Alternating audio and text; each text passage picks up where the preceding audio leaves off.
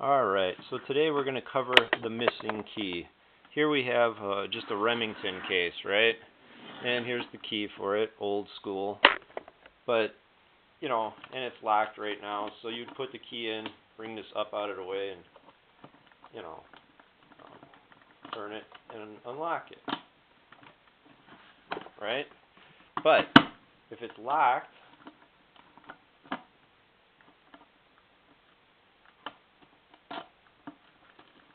there, like it is now, you can't open it. Now let's say there's a typewriter in there, right? And this is how you get it, and you want to try and save the case, of course. What you need is a lockpick set. Now there's a lot of locks that you're going to come across, not just on typewriter cases, but you'll have the person who, we'll cover that in a minute. That's a master lock I've put on a Skywriter case through the two handles. You don't got the key for my master lock, you're going to have to cut them handles. Wrong. We'll show you how to do that too. Let's pick an old case like this. Okay, so let's say you're missing that key, right? You get your lockpick set. This is a Bogata 2 hump. Okay. Now you're going to have this front little piece here is going to turn freely and not have anything to do with anything inside, but it has everything to do with the ability to turn. So with a Bogata 2 hump, let's see here, I'll get this like this. Get in there, turn.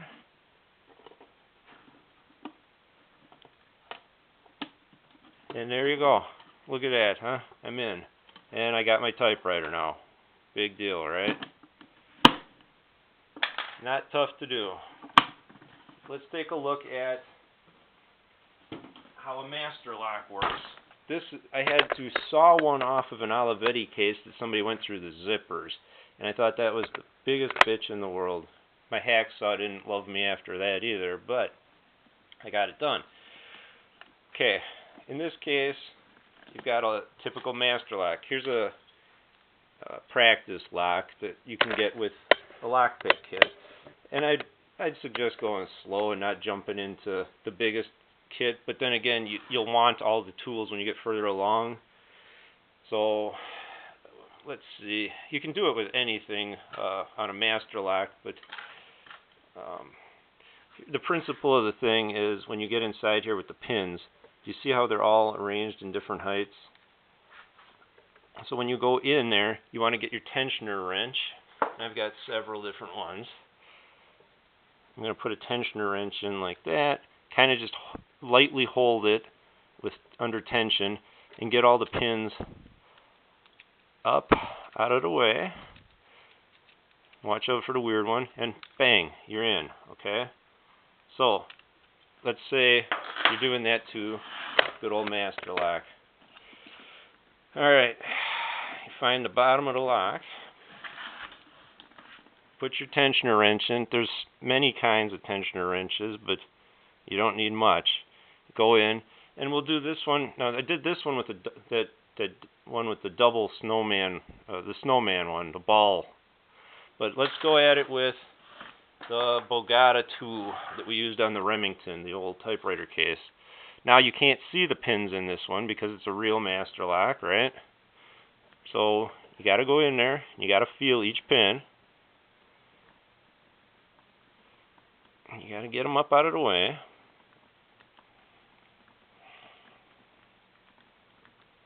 Keeping your tension.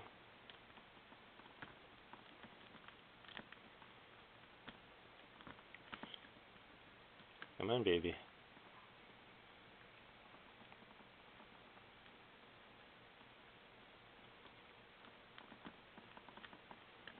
Now this is where having the kit comes in handy. You might need to change out to a different...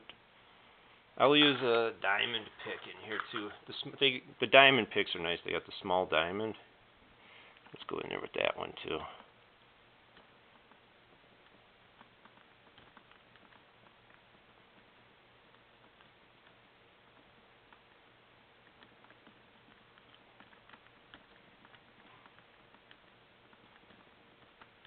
Well,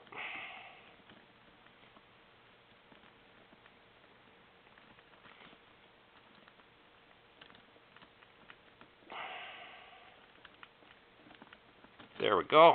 It took a little longer than I thought it would, but it's only the second time I've opened this master lock this way. And you're free. So there you go. Now you can get at your typewriter that way.